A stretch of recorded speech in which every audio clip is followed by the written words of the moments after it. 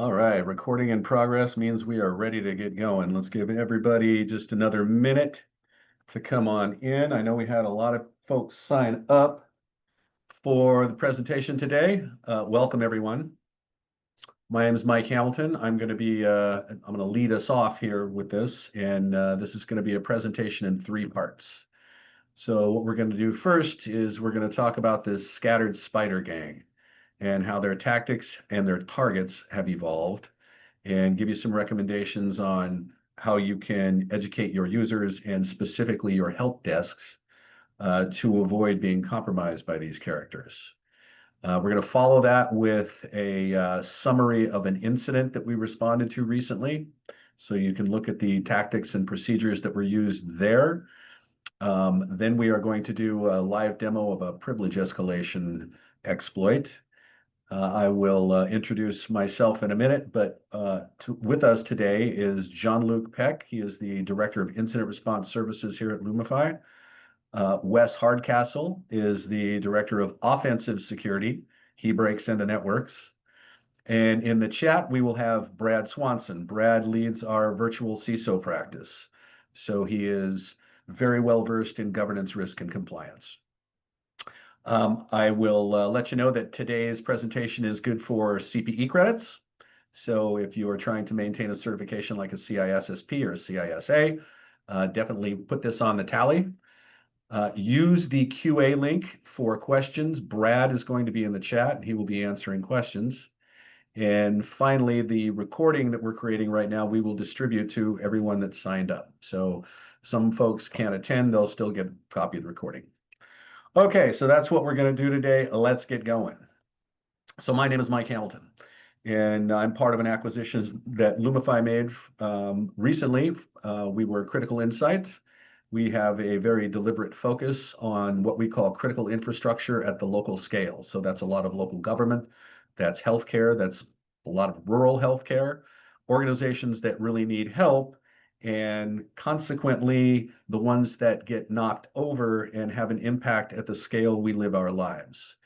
That was one of the reasons for the acquisition. The other is Critical Insights Consulting Services. And so my colleagues today are three folks from our consulting division. I have done these things. I started way back in the early 90s, hand rolling firewalls and selling them in Southern California, consulted with lots and lots and lots of organizations, eventually became the managing consultant for VeriSign Global Security. Then my daughter was born, and so dad doesn't want to go to work on an airplane anymore, and became the CISO of the city of Seattle, and I did that for about 8 years. Was the vice chair of a Homeland Security Government Coordinating Council for infrastructure protection, specifically state, local, tribal, and territorial. Spent a couple of years as a policy advisor for Washington State. I am the founder of Critical Insight, and I'm the founder of the Pisces Project. And if you're interested in the Pisces Project, it's pisces-intl.org. We do no-cost cyber monitoring for small cities, counties, public utilities in return for collecting data from those networks and using it as live fire curriculum for 15 universities, teaching students to be cyber analysts by being cyber analysts with live fire. So that's the stuff I have been doing. Let's talk about these scattered spider characters. So if you are in your late teens, early 20s, and you're looking around at the world right now, crime is looking pretty attractive, and it's been made very easy by these affiliate models in the Russian gangs. So yeah, income inequality is real bad. That's never going to change. Going into a debt for a 4-year degree, probably not going to pay off. That's not the way the world works now. The wheels are definitely coming off democracy, and the planet is trying to purge itself of us. So why not go into crime?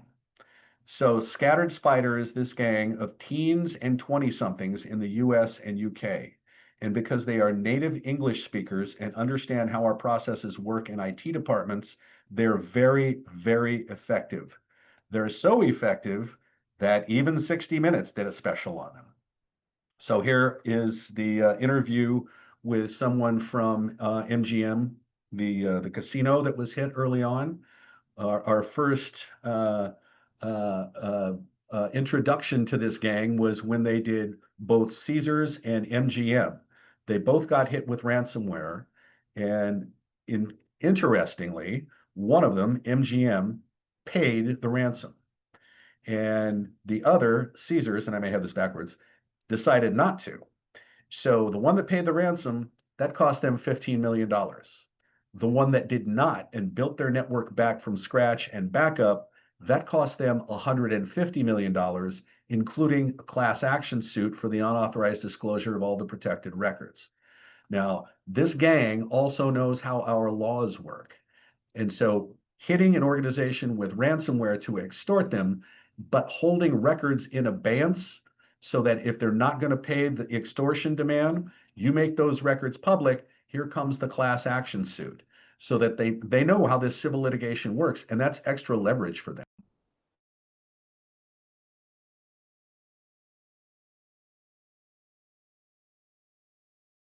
Unmuting myself.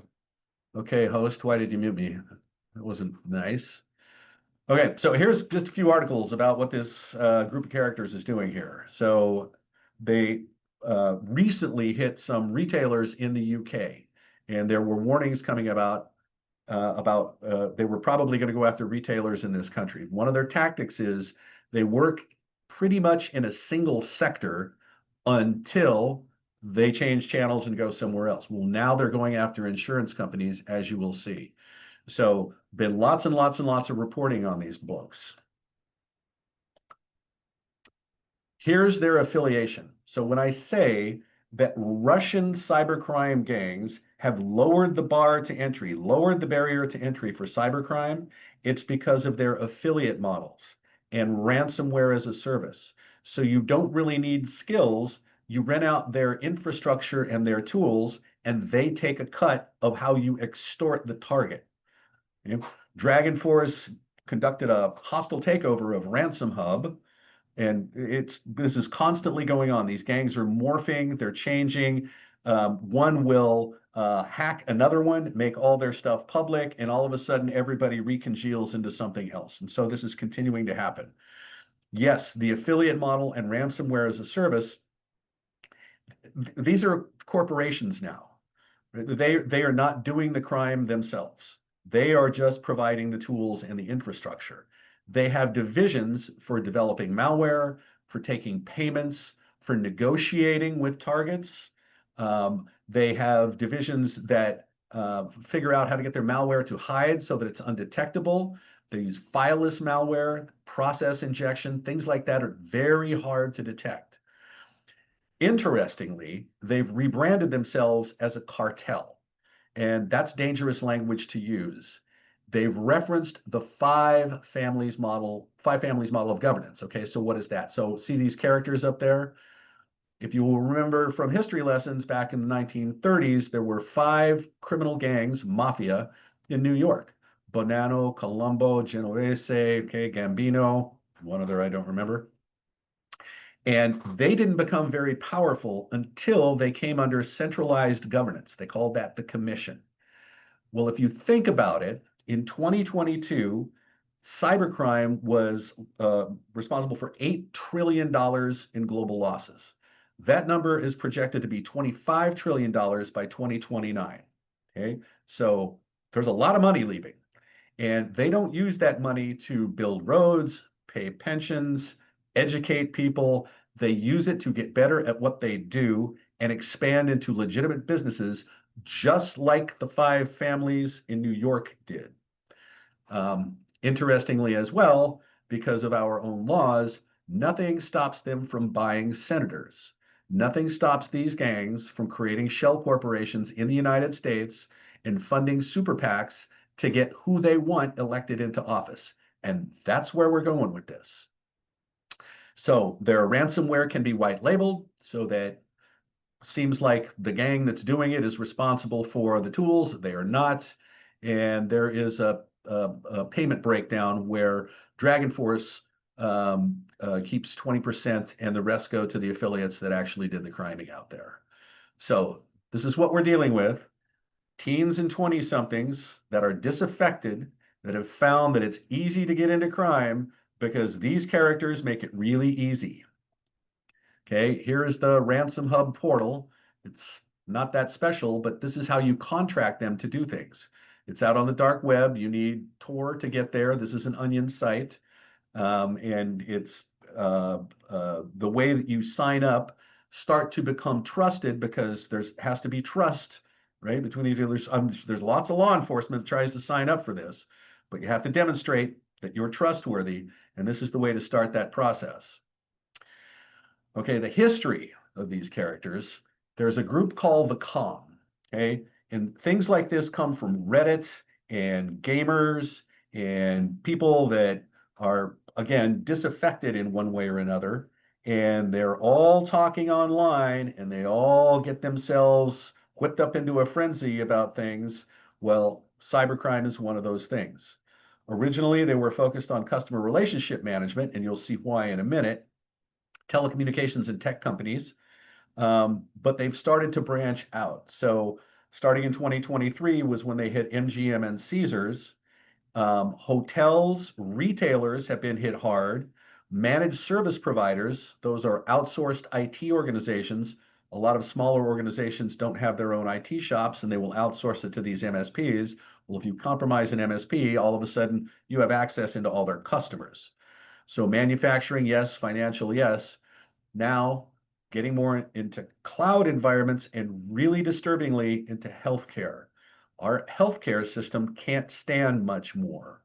Um, it's really been victimized by our own laws. For example, the California Consumer Privacy Act, which has a private right of action built into there. So do a lot of other state privacy statutes, so that if your record is disclosed, you can join a class as a plaintiff and civil litigation comes. So, in the healthcare sector, it's dumb to sue our hospitals out of business right after they've been victimized by one of these gangs. And it's not because they weren't doing the right things, it's because we are outgunned. You are not going to go glove to glove with the third largest economy in the world, cybercrime, and come out on top. You're not. So this is troubling. And depending on the sector we're talking about, it's incredibly troubling. This has to do with the social fabric of the United States and whether or not we're able to preserve that. The article there at the bottom is yesterday's news. So insurance companies are now the target, and they've hit a number of them already. So here are some victims that we know about. Obviously, Caesars and MGM Grand. The retailers in the UK, Harrods, M&S, and Co-op. Co-op had empty shelves for weeks. M&S is just now back to the point, and this is a month ago, just now back to the point where they can take online orders. They're projecting a $15 million hit from this, just from the loss of business. And then just in the last week, Erie Insurance and Philadelphia Insurance Companies both got capped. And so there's some others that we don't really know about, but we think are scattered spider because the attribution hasn't been done yet. So Adidas, Victoria's Secret, MATLAB was one. There are others. So these characters are fairly prolific. Their tactics. So they're focused on initial access. They're the ones that initially get in. They don't create the ransomware. They don't do the payment processing. They don't do the negotiation. They just get in. They lay the bomb, light the fuse, and then wait for stuff to happen. While they're inside a network, they have interactive access. Once they get that initial toehold, they know how to get in there, escalate privileges, take over as domain admin, etc. And they use techniques that are very hard to detect because they're tools that we commonly use. So for example, PowerShell, some of the processes in Microsoft operating systems that they can pervert, but you don't know because they're always running. Historically, they have concentrated on a single sector at a time, and we see that continuing for the most part. They use social engineering tactics to great success. And lately, because they have proximity, right? Now it's not criminals on the other side of the world attacking us from Uzbekistan. They're here, and they can use tactics like threatening people with bodily harm if they don't disclose a password. Bricks, yes, have gone through Windows. If you look at the article there on the right, that's from the UK. This is this gang. They are abducting people, and there's been more than one person found in a car trunk doused with gasoline. So they're getting violent. The fact that they have proximity means that they can use tactics like that, but also throw infected USB sticks in bathrooms and in parking lots and wait for some good Samaritan to pick those up, put them into a work computer. That's that, right? Bribery, they've been known to bribe and coerce. So this is changing the face of cybersecurity, not in a good way. There's social engineering tactics. This is what they're famous for. So because, again, they're native English speakers and they understand our processes like how a help desk resets a password, they're using all of these techniques, credential phishing, email, and text messages to get passwords. Okay, that's fairly easy.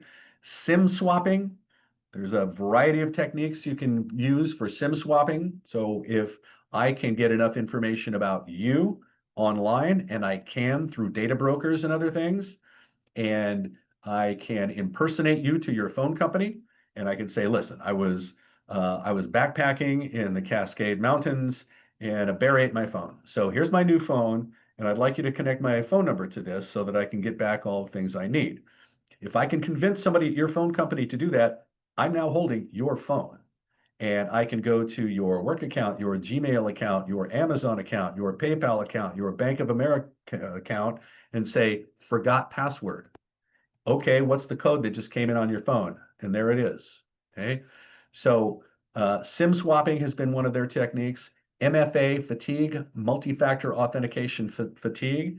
If they have somebody's password, right? And so if you've shared a password, or if one of your passwords has come out in one of the dumps and you've used that elsewhere, or if you have an easily guessed password and they get your password, but you're using multi-factor authentication, they're just going to hit you with request after request after request until finally you just make it stop. Okay, just let them in. Voicemail phishing, right? They're good at this. They have no accent. They can sound like one of your employees. They can impersonate an employee. They can call the help desk and say, I need a reset. They can also do it the other way and impersonate your help desk to an employee, try to log that employee in and say, I'm re-enabling you for multi-factor authentication. Okay, read the code that just came on your phone, right? And that's it. You just gave them up. Taking over domain registrars and domains. And then they can redirect through your DNS records, like your MX record, right? Your mail exchanger. All your email gets redirected to a server of their choice. Okay? And then session token stripping. This one's particularly dangerous, and we're seeing more and more of this. So session tokens are when you are in conversation with Microsoft, Microsoft knows you are authenticated, you have an active session. Well, email message comes in and it says something dumb like you're at 99% capacity for your email box. Click here to go to your Microsoft dashboard. There's a link there that says it goes to Microsoft. And if you click on that link, you are being routed through by a script. It will activate a script that routes you through a computer in the middle. That computer and the operator there will strip off the session token, present it to Microsoft. Microsoft says, great session you got there, never seen your device before. Here's the second factor, the challenge routed back to the user who thinks they are logging into Microsoft. That user doesn't know I'm already logged into Microsoft. There's no reason for them to challenge me for that second factor. And if the user accepts that, you've just given up OneDrive, SharePoint, Teams, Microsoft 365, and your single sign-on apps just like that.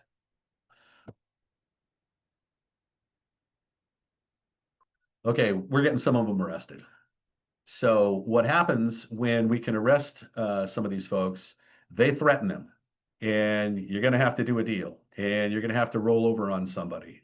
And so this may be the start of being able to infiltrate some of these organizations that use the affiliate model, but more directly get more of these characters arrested and incarcerated. We need to set an example of what happens when you go to the bad side. It's much better if you're this kind of curious and you have technical skills to go to the good side to help stem the loss of all the money going out the front door. but we have to create a value proposition for that that's better than get rich quick, because that's what they are doing. They're getting rich, and they're getting rich quickly. So we've arrested 5. One person pled guilty, right? Which means there's a deal there. So they have more information that they're going to work on. And hopefully we can continue this process and stop this before it gets wildly out of control. So resisting scattered spider. This is important. So if there's takeaways from this, yes, know something about the gang, know that they are domestic, they have proximity, they can use tactics that you haven't seen before, they're not coming from the other side of the world. Let your users know what these TTPs, right? Tools, tactics, procedures, so that they can see these if they occur and report them. You must have some kind of reporting mechanism, and let your users know if you see something, say something, okay? If someone is asking for a password reset, have multi-party approval, especially for it's an admin level account. But good thing to do is if they're calling you, then you say, I'll call you back, and go to the phone number on record and call them back on that. If they've been SIM swapped, okay, well, then you're still talking to the bad guy. But if they're just trying to fool somebody in the help desk into resetting a password, use not an out-of-band communication method, but the one that you have on file to make sure that that person is who they say they are. In-person verification. If process can't be done remotely, you're going to have to show up. You're going to have to show up, show me your phone, do whatever is required, because the people that are getting fooled by this are getting fooled at a furious rate. So you're going to need to implement controls here so that your team doesn't get fooled. This is a really easy way to compromise a network. You ask for a password reset, they give it to you, you're in. Freeze self-service requests, okay? Anytime you see something suspicious, number one, it's got to be reported, but immediately, that's it. All bets are off. Everybody has to show up in person if you want a password reset. Your security team, your monitoring, right? Lumifi does monitoring as a service, and we know that this is going on, but if you can't detect logins from unusual sources, people that are using VPNs, things like that, especially if they are out of the geographic region where you are, right? Your employees, for the most part, are going to live kind of near where you are. You know, something that coming from another state, that is suspicious. So there are conditional access policies that you can use to screw down where someone can be in terms of a source connecting to your network, right? And I'll say this one more time. If you see something, say something. Very, very important to have a reporting capability and to have some kind of action plan. If we think they're coming after us, what are we going to do? So here's a few recommendations here. And with that, let's talk about an actual incident. So I am going to advance here. I will say, if you're interested, sign up for the daily IT security news blast, and you'll get 20 quick articles to read every day. Watch for the stuff on our YouTube page, and that's where this presentation is going to end up. So John Luke, all you. Good afternoon, everybody. My name is John Luke Peck. I'm the Director of Enterprise Consulting and Incident Response for Lumifi. Mike just told us, well, a whole lot of fairly disconcerting stuff, and I'm here to talk about puppies and rainbows and things that are going to make us feel better. Oh, wait, no, I'm sorry. I'm here to talk about an incident. So we're going to talk a little bit about exactly what this can look like and what the first day or two tends to involve for organizations here.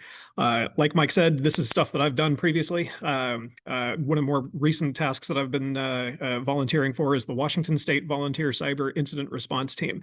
This is an organization that is brand new, I think maybe 90 days old.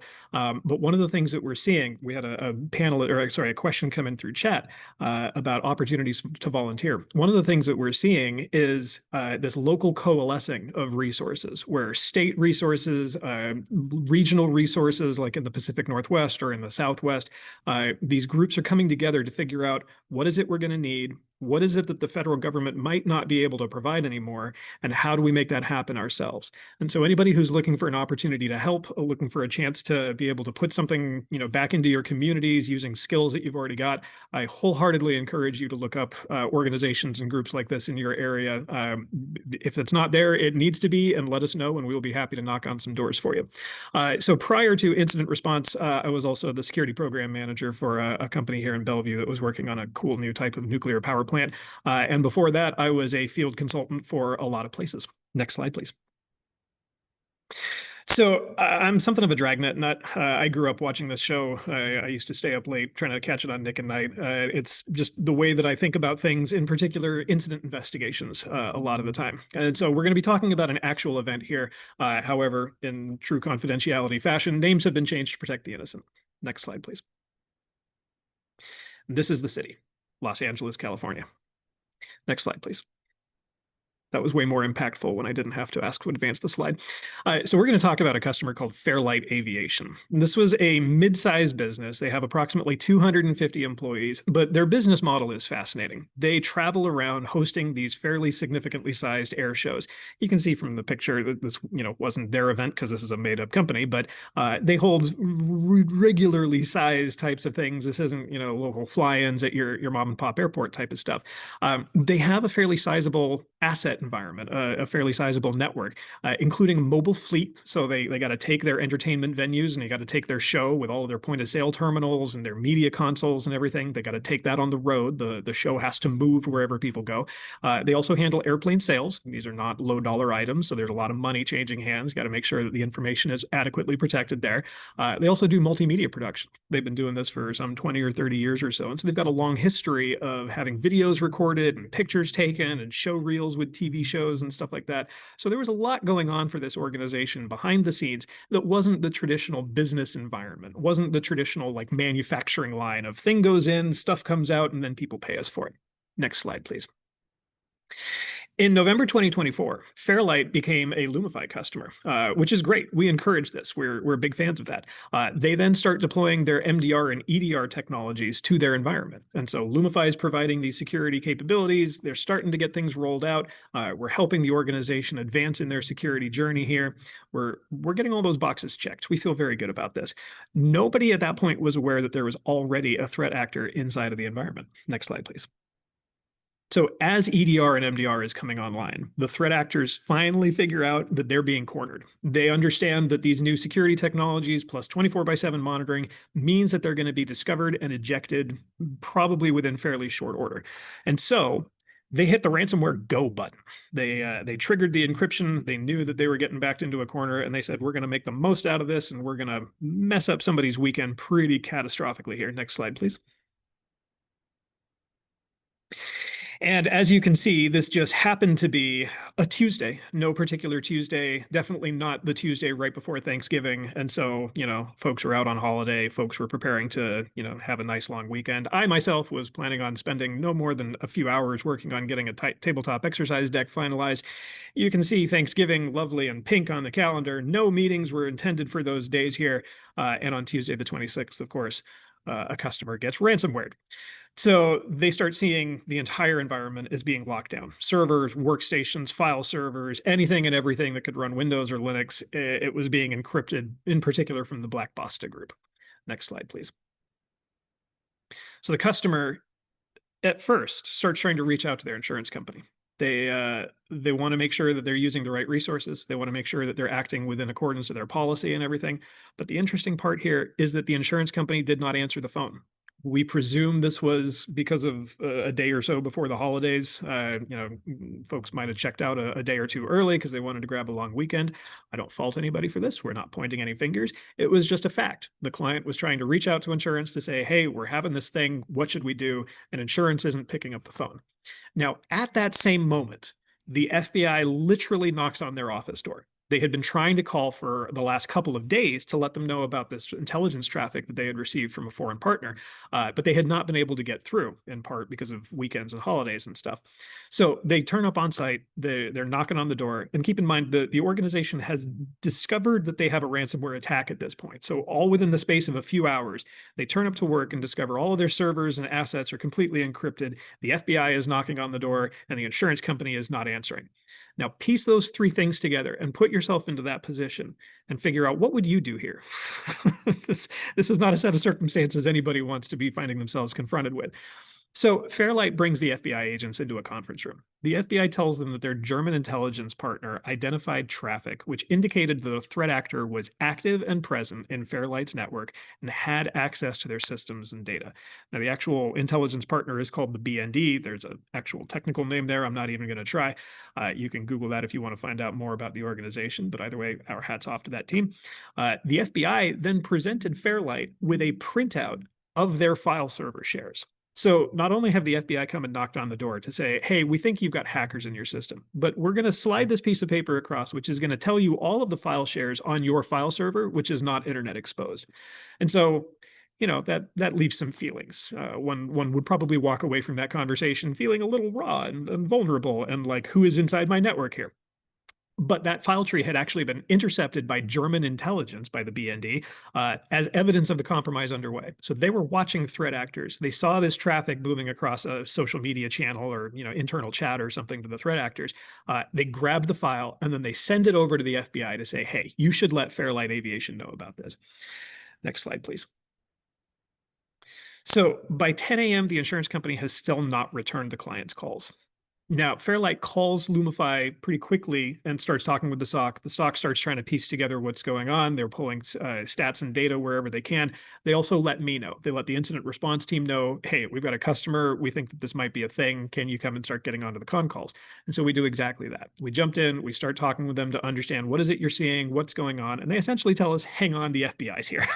And so we're sitting on this Teams call, just kind of waiting for the folks to come back into the room. But this is what's happening over the course of these few hours. So I'm highlighting this not to say this was bad or this was organizational chaos. This was just the organization trying to figure out which way is up right now. And so as much as we like to talk about incident response efforts, and especially those early detection phases, as being something very concrete and being something which, we know we're going to jump into action and I know exactly what I'm going to do. We use this example to say, this is what can happen. These are the ways that, your plan may not exactly come together. And that's even if you've got an incident right now. There are a lot of cases where the ransomware is not quite so apparent or the threat actors are in the environment, but they have not hit the go button yet. And so maybe we don't actually know we've got a compromise. We're just seeing weird stuff, either weird log events or equipment driving itself, doing things that it's not supposed to, and so on. So this is where things take a little bit of a twist. While the FBI is on site in this meeting, they politely ask Fairlight if they would give them their servers for forensics. And they mean that quite literally. They wanted to drive away with the physical hardware.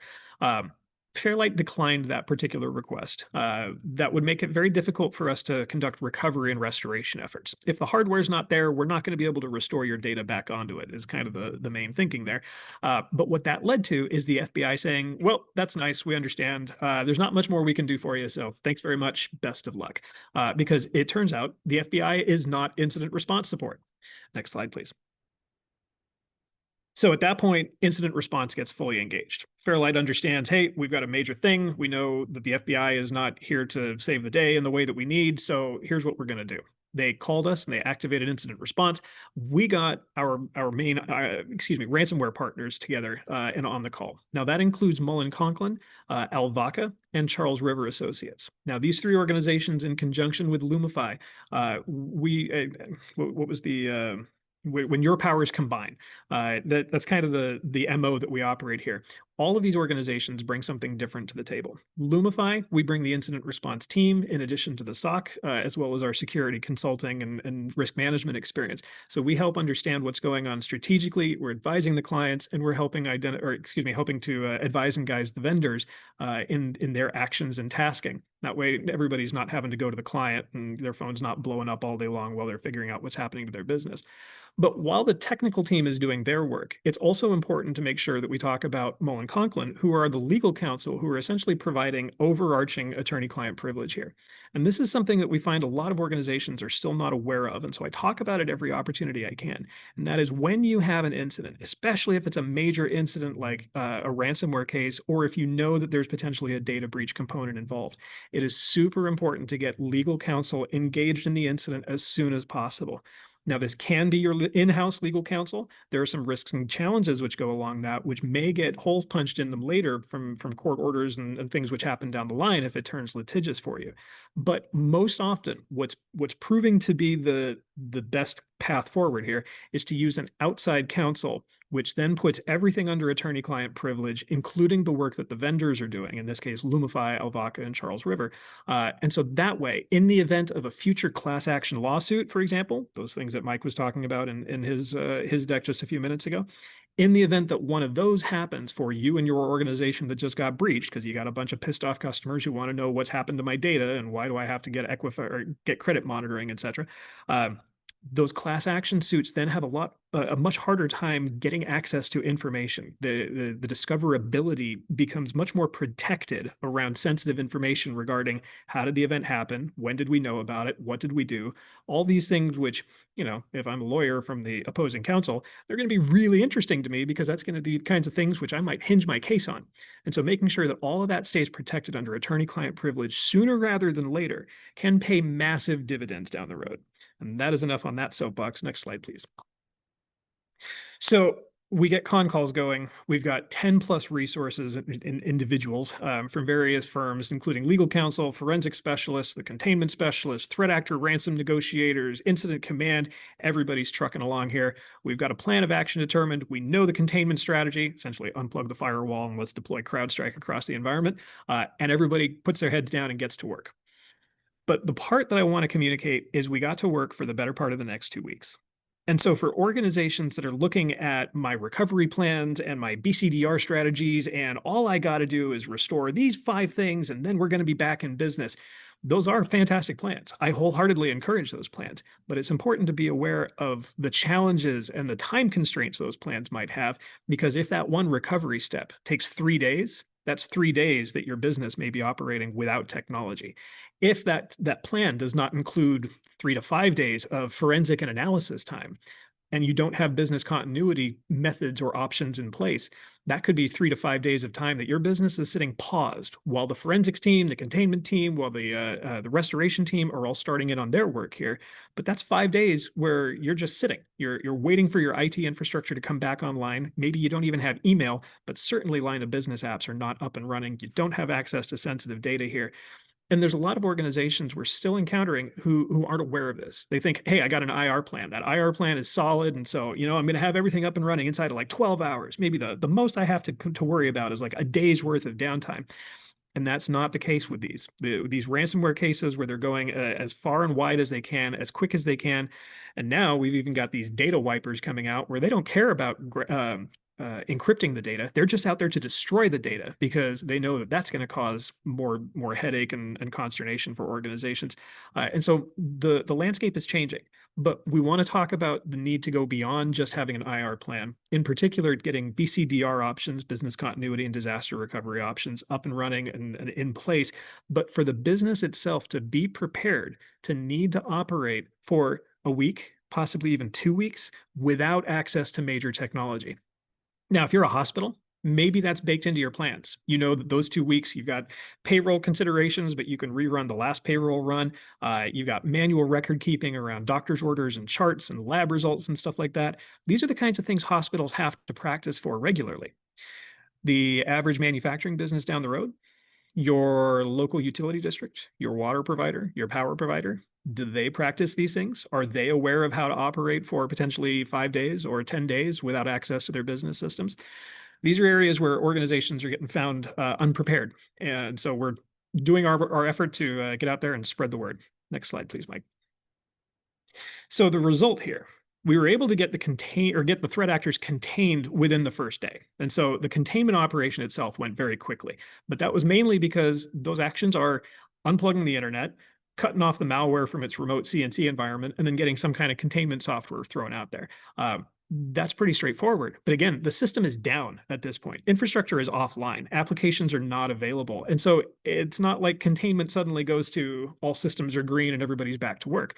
This was further made complicated because even though the backups themselves were usable, it still took days to get Active Directory cleaned up and standing back up again. Domain controllers are very finicky things for anybody who's worked on them or manages them. If you have a domain controller that has been crudded up with all kinds of malicious entries and stuff loaded up into sysvol and stuff thrown into your directory service accounts that you know should not be there, that's a manual process to go through and get that cleaned up. That in and of itself can take several days, let alone debugging and troubleshooting Active Directory on the back end there.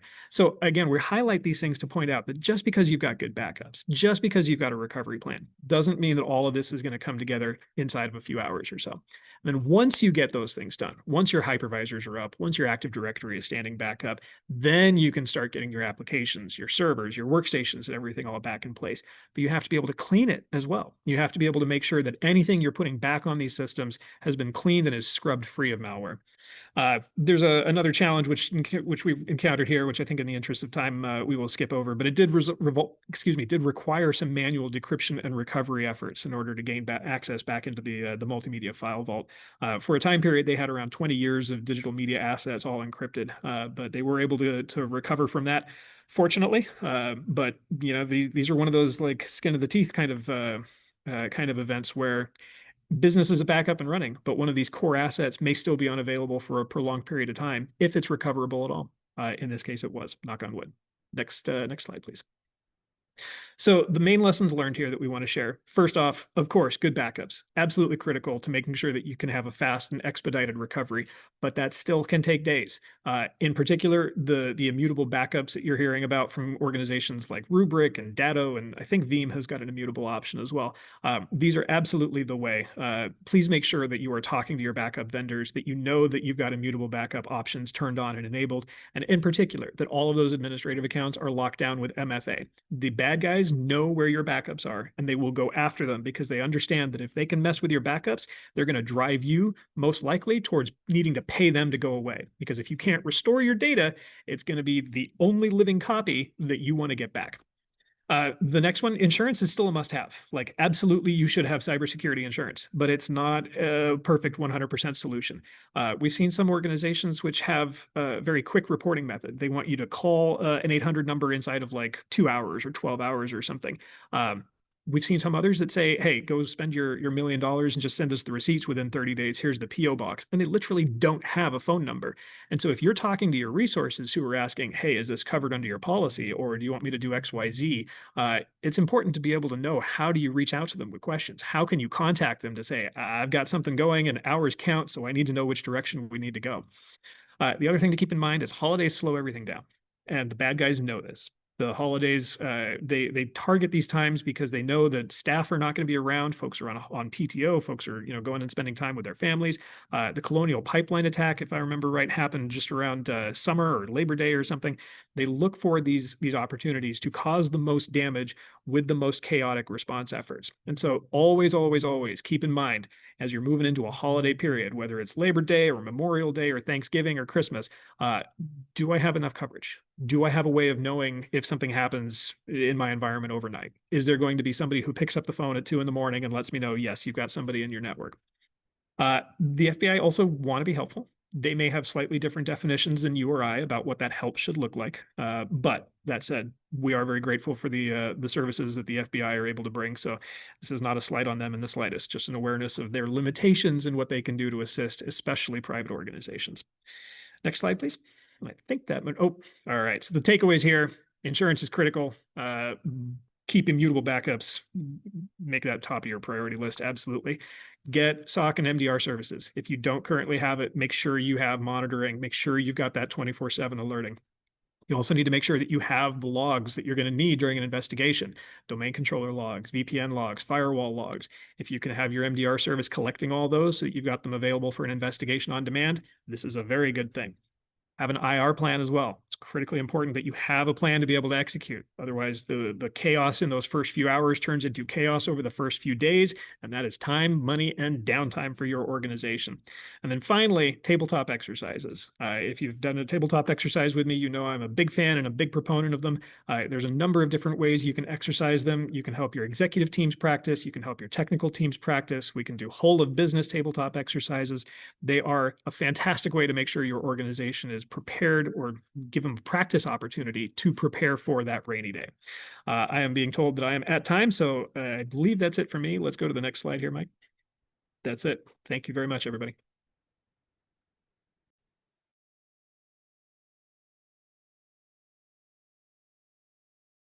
And there is that mute button. Okay, so here's what we're going to do. I am going to stop sharing, and I'm going to turn control over to Wes, who has a video to play for you. And hopefully that is what you now see on the screen. Think so. Yeah, it looks like it's showing on my screen here, so we should be good. Thanks again, Mike. I'm Wes Hardcastle. I run the offensive security end of the practice here at Lumifi. So what that entails is a whole lot of pen testing, vulnerability assessments, social engineering, all kinds of the bad things we've been talking about today. We do those under good terms, I guess you could think of. So what me and my team have done is recorded a short demo for you guys. Now, this is I wouldn't say highly technical, but we have to kind of think about what's going on here. There isn't like an airplane that we can touch, or a business continuity plan that we can point to say this is what's happening here. This is all kind of more technical stuff. So we're looking at passwords and numbers and stuff. Anyways, here's kind of what we're looking at here. Jacob Smith, this is our kind of standard user. He is logged into a domain controller. And we're just going to go through and look at some of the permissions. Here is the or domain admin, sorry, getting this backwards already. Toby Jones is our basic user, just a basic user account. So it's kind of the idea here that we're throwing out. So Jacob Smith, admin, Toby Jones, we could say that he's either maybe an attacker that's already gotten into the network, or maybe he's just an employee that wants to do some of the fun things that he's heard about online that Scattered Spider's been doing. He's like, yeah, let me try these in my network, right? So what are these that we're looking at today? This is kind of taking advantage of what's called a certificate template. So this isn't present in all environments, but we find that a lot of them are. It's like 50-50, and then of those 50%, we start asking, like, do you have AD, certificate services running in your environment? And some of them say no. And then we actually find out, yes, it is. It is actually up and running and actually vulnerable sometimes too. So this is something to definitely look into in all environments, as long as you have an Active Directory environment. Just going through here, just showing, this isn't anything funky going on. We're not turning off antivirus or endpoint protection. That said, there's not any kind of advanced endpoint protection on here that may pick up on some of these things. This is just kind of a basic loadout that you'd see in a standard, Windows attached workstation here. So we're just doing a quick scan of the domain controller. This is just our local domain controller here. You can see it's got all the standard ports that a domain controller would have. What we're doing here is SMB map is just a little program or script, I guess you could say, that it's a way of kind of checking privileges. In this case, it does a ton of different things. In this case, we're just looking at privileges. So this is Toby Jones saying, okay, here's my summer 2025 password, which obviously that's, we're not a good password. We're using that as an example. Maybe someone has guessed that password. When we do a pen test, this is literally the first thing that we're doing is we're guessing passwords. Well, maybe not the first thing. When we get to the point where we want to be a little bit noisy, we're start guessing passwords. That'd be one of the first ones. As you can see, on the domain controller here, he has no admin access. Read only, indicating that he is part of the domain. He's a domain, user, but he doesn't have any rights to the domain controller. It's pretty standard. That's how it should be. So what we're looking at here now, Certify is a Python-based script. It goes through and it'll kind of find vulnerable templates for you and kind of show you why are they vulnerable. So this first command is this is something that basically anybody in the world could run. You could go and download Certify. This is running off of Kali Linux box. All this stuff is free and available online. It takes a little bit of setting up and getting used to how it all works and everything to get it all functional and everything, but it's not in the grand scheme of things not that complicated. So what it's done is it's outputted some files here, some text and whatnot. We're just going to kind of display what that file has. And what you'll see in here is all these different settings that it's been checking for. So it'll go through and we're just kind of looking to see, the different domain controller, the template name. You'll be seeing that come up every once in a while. There's some other settings in here. You can see at the very bottom here, if you just scroll down to the bottom, that's where it lists all the vulnerabilities that it's indicated that are vulnerable to this particular template. So it's saying that there is a authenticated users can enroll enrollees and supply the subject. What that means is a standard user can kind of use this template to say, I want to be this person, give me the credentials, not necessarily credentials, but give me the certificate for this user. So you can kind of create a new certificate for a user and essentially act like them at that point. But without any kind of advanced privileges in the network. Again, we're just doing this as a standard basic user. And from Windows perspective, this is, I mean, it's not doing anything out of the norm. It's saying, hey, your authenticated users are able to do this, so I'm going to do it. It's not like we're tricking anything. This is just a misconfiguration, but it's super common. We see this quite often. All right, so what we're doing here, just like we were talking about, we're actually going to request a certificate for the very secure template, and we're going to tell it to type in the password here. We're going to tell it, we want to be jsmithadmin is what that's indicating at the back, at the end here. And as you can see, we have the certificate and private key saved. And as you can see in a second, we'll be able to get the hash from that. And if you're familiar kind of with what the hash will indicate, if you get a hash for a user account, this is NTLM hash, it's as good as a password in a lot of cases. You can use that to authenticate and everything.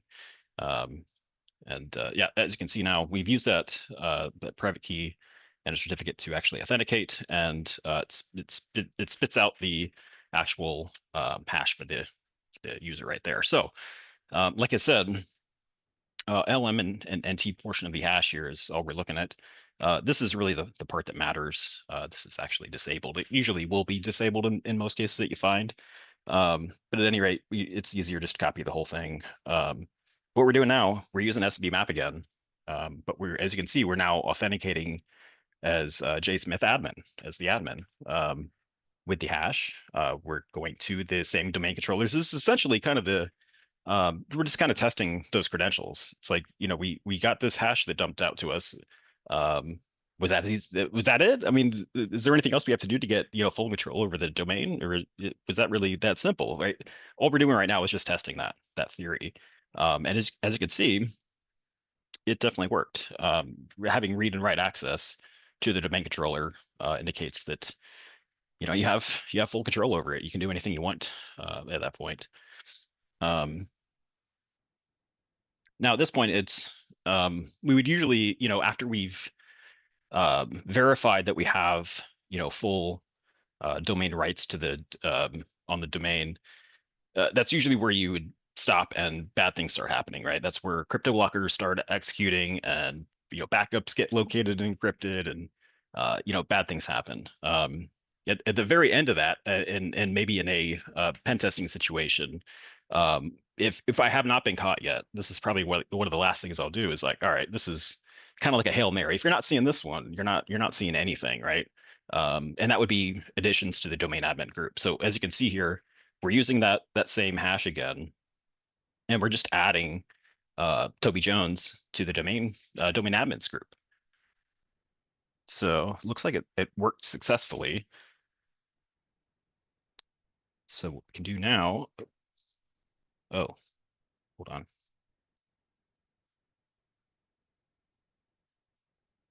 Just restarted. All right, so what we can do now is we're actually authenticating with this user, just literally the same exact command we did, the first command that we did. But look at this, we're getting some different results now, right?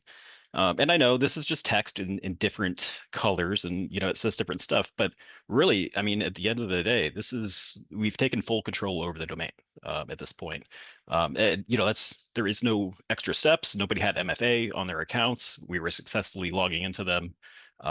These are the kind of things that happen when all these kind of things line up, right? When people don't have MFA, when they have weak passwords, when they have crappy templates, all the stars kind of line up, and these are kind of things that can happen really, really quickly. Again, going through the domain controller now, showing that there is no alerts or anything like that. Let me roll that back real quick. This is kind of one of my favorite parts of this is if you're going through really quickly and just kind of looking, you can see Toby Jones is a user. It said he's a user, but then you come in here and he's actually a domain admin. I mean, it's just the primary group that it displays as a domain user. So you might just scroll right past it and say, all right, yep, domain users. Wait a minute, you missed one there. So it can go hidden for a long time too. But that's kind of the thing we wanted to show you guys today. Again, it's fairly easy to do these kind of things with a little bit of practice and skill. Really just depends on settings and whatnot. Again, I highly encourage everyone to look into these settings. Reach out to us if you need any help with those kind of things. And please, any questions or anything, please feel free to dump those in chat. Yeah. So this is a default template problem, right? Yes. Yeah. By default, no, this one wouldn't be actual default setting, because out of the box they wouldn't be able to do a authenticated users being able to do those kind of things.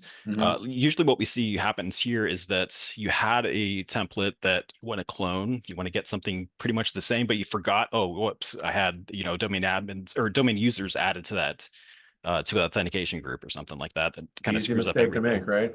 It is. Yep. Yeah. Okay. Well, good job, Wes. Thank you. John Luke, Wes, and Brad, thank you very much. Thanks everybody for sticking with us through this.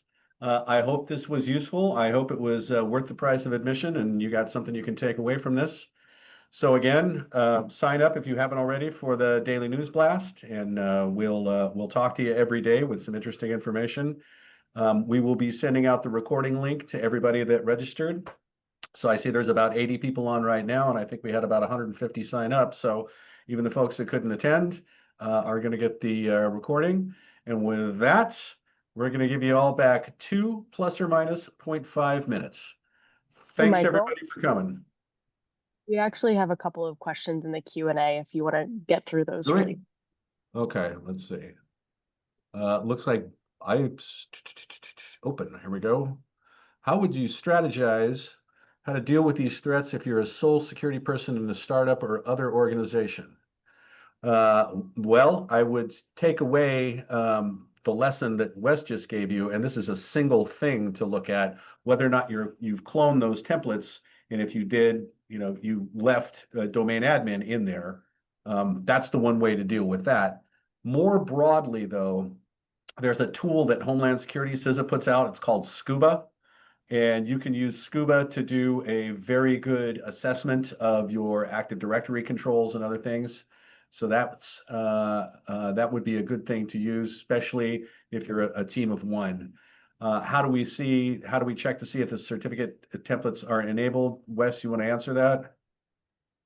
Yes, that's a good point, actually.